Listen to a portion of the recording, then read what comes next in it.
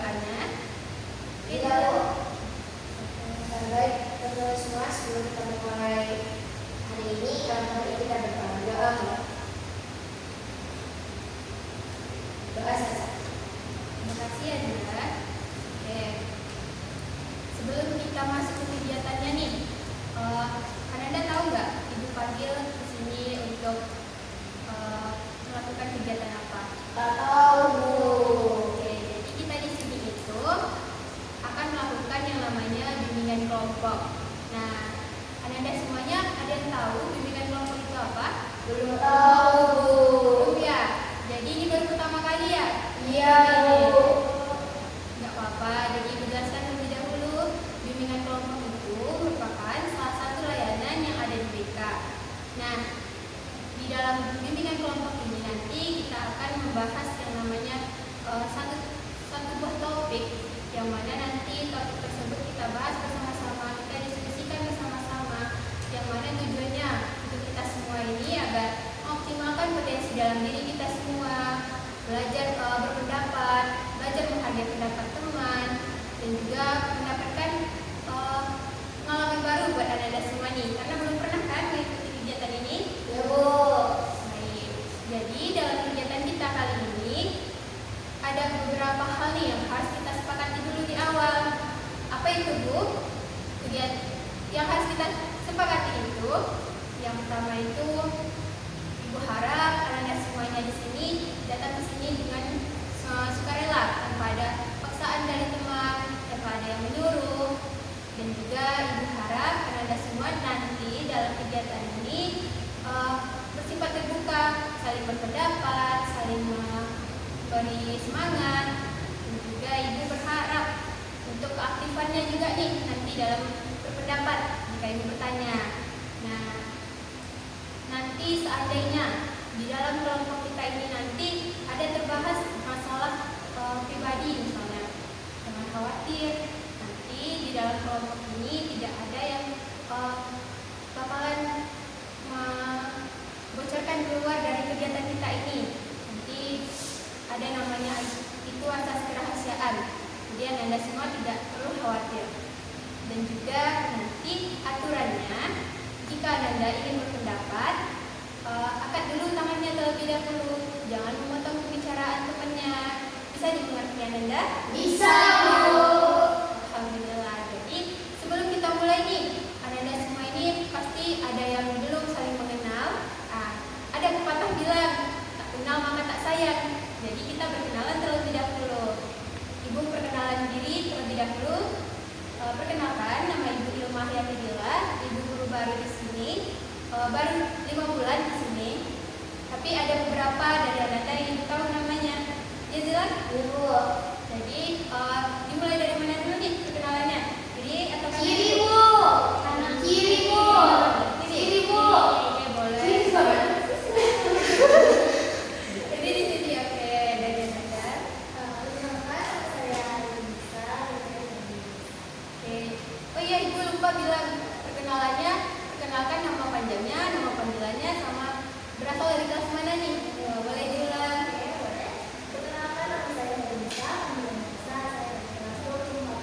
Halo Nisa. Halo, Nisa. Yang sebelahnya. Perkenalkan, nama saya Nisa dari 1295. Halo. Perkenalkan, saya Diva Salsabila, bisa dipanggil Diva. Saya berasal dari kelas 11 IPA 1. Halo. Halo, Diva. Perkenalkan, Bu, nama saya Nasional Tadi, biasanya saya dipanggil Awa. Saya dari kelas 12 IPA 2. Halo. Perkenalkan, Bu, saya sudah Dalina, dipanggil Dita. Saya berasal dari kelas 12 IPS 3. Halo, Dita. Oke, jadi Anda semuanya sudah saling mengenal nih. Tapi mungkin ada nih yang belum hafal nama teman-temannya, termasuk Ibu juga. Dimana kalau kita ada games itu rantai nama. Misalnya nih dari Wita terlebih dahulu. Wita bilang namanya Wita, terus lanjut ke Awa bilang nama Wita terlebih dahulu, dan seterusnya. Ngerti ya Nanda? Ngerti, Bu. Oke, boleh dari kanan Ibu terlebih dahulu. Saya Wita. Ini Wita, saya Awa. Saya Diva,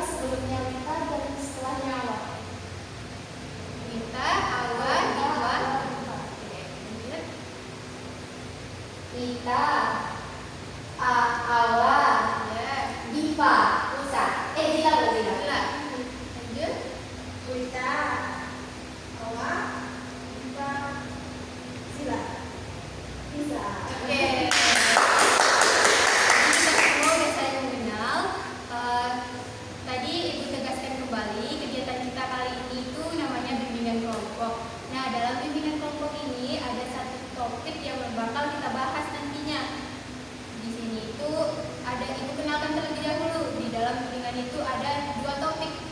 Topik apa? Topik tugas dan topik bebas. Nah, yang pertama kali dijelaskan topik bebas adalah topik yang nantinya berasal dari Ananda semuanya, masukan dari Ananda, dan dari semua masukan itu nanti kita bahas satu topik saja. Sedangkan topik tugas itu adalah topik dari pemimpin kelompok. Siapa pemimpin itu? Ibu di sini sebagai pemimpin kelompok.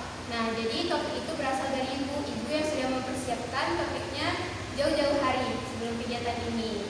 Nah, karena kegiatan kita kali ini baru pertama kali untuk Ananda semuanya, jadi ibu mau mengangkat topik tugas saja ya? Boleh. Jadi untuk pertemuan kita kali ini topiknya itu tentang manajemen waktu. Nah, apakah Ananda semua setuju dengan topik tersebut? Setuju. Oke, kita sudah setuju dan sepakat akan membahas topik tentang manajemen waktu. Terlebih dahulu Ibu sampaikan kenapa Ibu mengangkat topik tentang manajemen waktu ini, karena Ibu lihat nih belakangan ini banyak dari siswa termasuk mungkin Ananda yang merasakan keteteran dengan tugas, dengan ekskulnya, dan terjadilah prokrastinasi tersebut. Apa itu prokrastinasi? Yaitu menunda-nunda tugas, menunda-nunda mengerjakan sampai menumpuk dan tidak termanage waktunya lagi kan. Jadi Ibu angkat topik tersebut. Nah, sebelum kita masuk nih ke solusinya, gimana solusinya, Ibu pengen tahu dulu dari pandangan Ananda semuanya, manajemen waktu itu apa sih? Boleh? Ya, bisa. Manajemen waktu itu bagaimana kita menggunakan waktu kita secara efisien dan supaya tujuan kita pada itu tercapai. Ada lagi yang mau atau sama dengan Nisa? Sama. Oke, jadi Ibu simpulkan dari yang Nisa sampaikan tadi, betul manajemen waktu itu bagaimana cara kita mengatur waktu agar efektif dan efisien sehingga kita bisa mengerjakan apa yang seharusnya hari itu kita kerjakan gitu. Jadi setelah kita mengetahui ini pengertian tentang manajemen waktu, apa sih ciri-ciri dari manajemen waktu yang baik itu? Coba Anda semua berpendapat. Ibu minta tadi keaktifannya nih. Nah, dari sebelah kanan Ibu terlebih dahulu, ciri-ciri manajemen waktu itu seperti apa sih? Itu bisa membagi waktu antara istirahat dan pekerjaan atau kegiatan lainnya. Betul. Dari awal? Dia bisa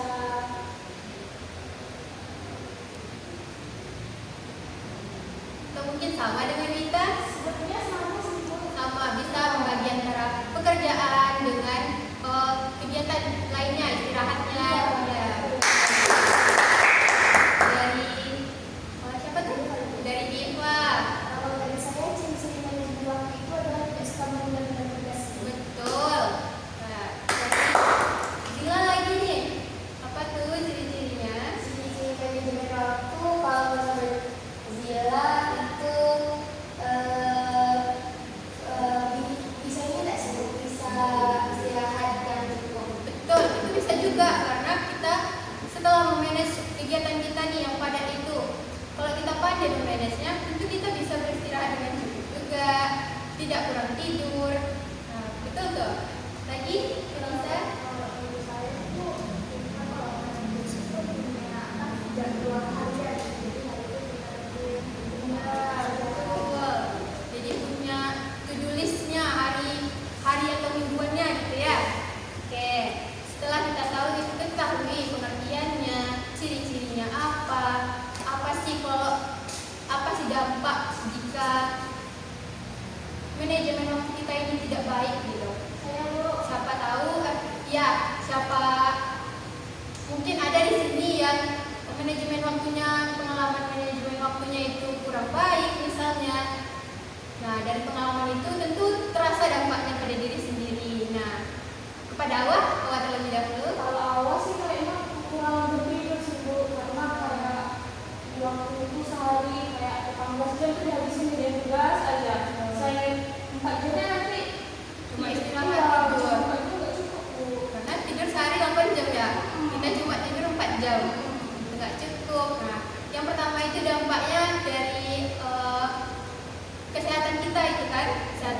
kita jadi kurang tidur. Nah, apalagi nih dampak dari gak memanage waktu dengan baik itu? Saya Bu, lebih sering panik sih karena kan tidak ada waktu yang dijadwalkan. Jadi seharusnya kita mencari ini ketika tidak dikerjakan, jadi lebih sering panik aja gitu. Betul, betul sekali. Karena manage kita itu kurang, kita itu jadi panic attack gitu kan, jadi panikan orangnya. Nah, dari itu tadi kesehatan fisik, panik. Ada lagi yang mau pendapat Rizla? Ibu, tak tahu ya Bu, karena dia berproses kemarin kan Bu, jadi nilai waktu kerja itu turun Bu. Nah, itu juga ada salah satu dampaknya nih, nilai turun karena kita kurang belajar, kerjain tugasnya nunda-nunda, yang seharusnya kita kerjain nggak kita kerjain. Jadi banyak sekali dampak yang tidak baik dari memanage waktu yang tidak baik itu, banyak sekali dampaknya. Mulai dari kesehatan fisik, panik, nilai turun, dan masih banyak lagi dampak yang lainnya. Nah, kita udah tahu dampaknya bagi diri kita sendiri, kita sudah merasakan. Tentu kita belakangan itu atau kedepannya kita pengen nih solusi apa sih buat kita bisa memanage waktu ini dengan baik, apa solusi yang tepat gitu. Jadi kita di sini berdiskusi bersama, mungkin ada pendapat dari Anda sekalian yang berbeda-beda nih dengan solusinya, mungkin teman lain belum mencobanya. Jadi kita bisa mencoba mungkin solusi dari teman yang tadi, mungkin solusi dari kita tidak efektif selama ini kita jalankan. Jadi selanjutnya Ibu mau Anda semua memikirkan apa solusi yang tepat untuk kita ke depannya bisa memanage waktu ini. Boleh tadi dari kanan Ibu, sekarang kita mulai dari diri Ibu nih terlebih dahulu. Pada Nisa. Solusi Ibu menentukan skala prioritas. Betul. Apa sih prioritas kita yang paling prioritas terlebih dahulu kita kerjakan? Nah, yang kedua dari Dila. Ya kayaknya sama kayak bisa lah Bu. Sama juga menentukan prioritas juga. Diva. Kalau dari info itu mungkin kita bisa membuat tulis harian. Jadi misalnya pagi setelah bangun, setelah itu kita mau melakukan apa, entah itu mau beres-beres kamar dulu dari jam berapa sampai jam berapa. Setelah beres kamar apa yang kita lakukan, misalnya kita bisa menentukan kita kan sarapan ini sekitar dari jam berapa sampai jam berapa, dan itu sampai dalam 24 jam itu. Betul, itu bisa juga kita bikin to-do list nih, bikin jadwal harian kita yang seperti biasanya. Gimana biasanya kita itu jadwalnya yang baik itu yang kita bikin to-do listnya gitu. Nah, yang pertama tadi itu menentukan prioritas, yang kedua bikin to-do list harian. Lanjut ke awal. Kalau menurut awal kayaknya kita bisa bikin alarm atau pengingat deh Bu. Soalnya kan kalau kita udah bikin alarm nanti misalnya kita tanya gini, karena alarm yang bunyi kita tahu kita ada acara apa hari ini, apa harus kita kerjain. Betul itu, karena kita sekarang ini HP itu gak jauh dari kita kan. Jadi di HP itu kita bisa bikin, oh nanti aku mau bikin tugas ini di jam 3 lah. Nah, nanti kita bikin alarmnya. Itu HP kita bunyi alarmnya, tapi jangan ditunda-tunda, jangan prokrastinasi lagi gitu. Lanjut ke Winda. Kita membuat kayak apa bisa membuat daya tarik waktu belajar dan konsentrasi. Oke, kita harus tadi solusinya membagi waktu dengan antara tugas dan istirahat. Nah, kita sudah mengetahui pengertian, ciri-cirinya bagaimana, dampak akibat tidak manajemen waktu itu bagaimana, dan solusinya.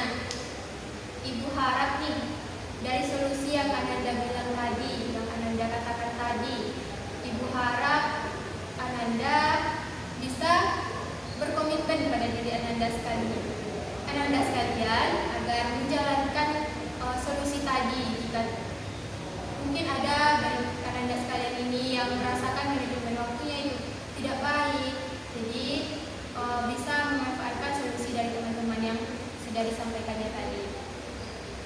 Bisa berkomitmen untuk diri sendiri. Oke, alhamdulillah.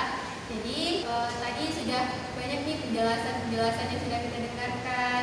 Gimana kalau kita SDG dulu biar gak bosan gitu? Setuju. Jadi sistemnya itu Ibu jelaskan lebih dahulu SPD kimia. Kalau siang dia tepuk 1. Kalau pagi dia tepuk 1. Kalau siang dia tepuk 2. Kalau malam dia ketepuk. Oke. Bisa? Bisa, Bu. Oke, kita mulai ya. Malam. Malam siang. Siang pagi. Siang. Bawa, Bu, salah. Berarti kurang fokus ya, Wak. Kita ulang lagi. Pagi, siang, malam. Malam, pagi, siang.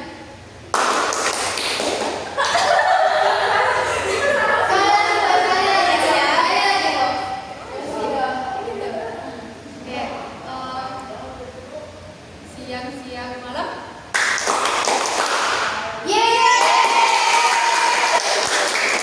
Sudah fokus ya.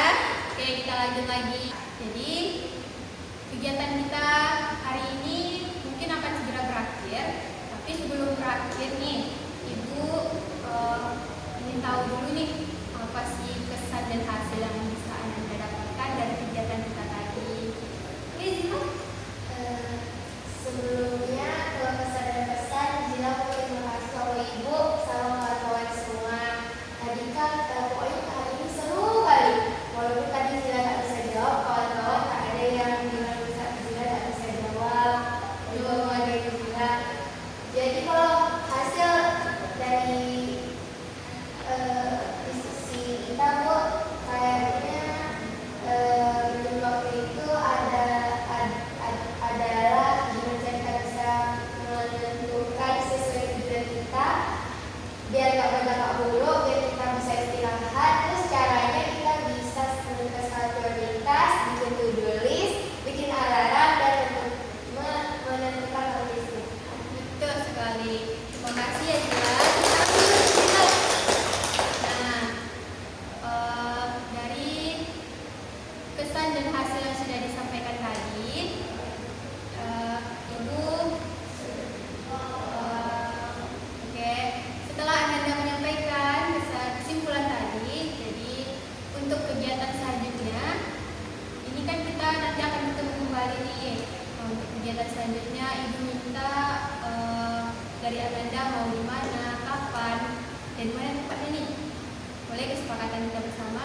Kalau dari saya sepertinya bisa dibagi di hari yang sama dan jam yang sama. Oke. Setuju, Bu. Setuju, Bu. Oke, berarti untuk minggu selanjutnya kita bertemu di hari yang sama di jam 10 sampai kegiatannya jam 10.40 di ruangan ini lagi ya. Iya, Bu. Jadi pesan Ibu, anak-anak sekalian bagi yang manajemen waktunya itu kurang baik, perbaikilah dengan solusi dari teman-teman tadi. Jadi harapan Ibu untuk anak-anak semuanya, anak-anak bisa memanage waktunya dengan baik, bisa membagi antara istirahat dengan belajar. Gak mungkin kan kita belajar terus kan? Iya, Bu. Kita juga butuh istirahat, badan kita juga butuh untuk istirahat, jangan terlalu keras sama diri sendiri. Oke? Oke, Bu. Mungkin cukup sekian kegiatan kita pada hari ini. Ibu ucapkan banyak-banyak terima kasih untuk anak-anak semua yang sudah hadir, yang sudah mau mengikuti kegiatan ini dengan aktif, yang sudah mau berpendapat, yang sudah mau menghargai pendapat temannya. Ibu ucapkan terima kasih. Nah, untuk pertemuan selanjutnya kita bertemu lagi di ruangan ini. Ibu sebelum kita tutup, tadi kita memulainya dengan berdoa nih. Tentu kita tutup juga dengan berdoa agar yang kita dapatkan ini tersimpan, bisa kita lakukan hari-harian kita. Oke, siapa nih yang mau memimpin doa lagi? Saya, Bu. Oke, Nisa. Nisa. Pada teman-teman dan Ibu, sebelum kita mengakhiri kegiatan kita ini, alangkah baiknya kita berdoa semoga hasil dari kegiatan ini bisa kita terapkan di kehidupan sehari-hari. Doanya mulai dari sekarang. Terima kasih. Oke. Terima kasih ya, Nisa. Jadi Ibu tutup ya. Cukup sekian kegiatan kita kali ini. Ibu ucapkan wabillahi taufiq wal hidayah. Wassalamualaikum warahmatullahi wabarakatuh. Waalaikumsalam warahmatullahi wabarakatuh. Terima kasih, Bu.